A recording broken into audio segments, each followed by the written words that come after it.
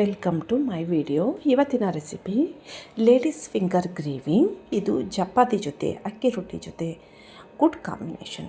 ಇದು ಮಾಡೋದು, ಫಸ್ಟು ಬೆಂಡೆಕಾಯಿನ ಚಿಕ್ಕ ಚಿಕ್ಕದಾಗಿ ಕಟ್ ಮಾಡಿ ಅದನ್ನು ಉಪ್ಪು ಮತ್ತು 1 ಸ್ಪೂನ್ ಎಣ್ಣೆ ಎಲ್ಲೋ ಹಾಕಿ ಅದನ್ನು ನೀಟಾಗಿ ಫ್ರೈ ಮಾಡಬೇಕು.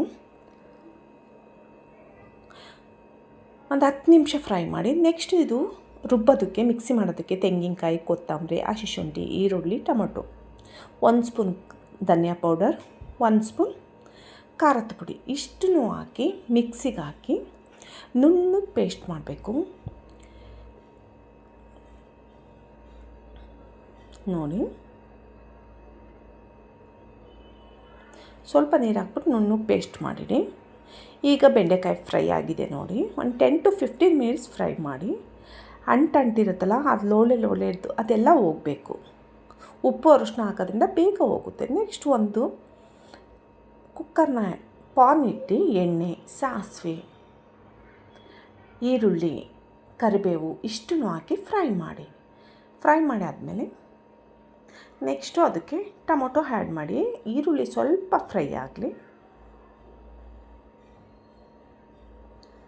ಆದಮೇಲೆ ಟೊಮೊಟೊ ಆ್ಯಡ್ ಮಾಡಿ ಒಂದು ಸ್ವಲ್ಪ ಉಪ್ಪು ಹಾಕಿ ಬೇಗ ಟೊಮೊಟೊ ಬೇಯೋದಕ್ಕಷ್ಟೇ.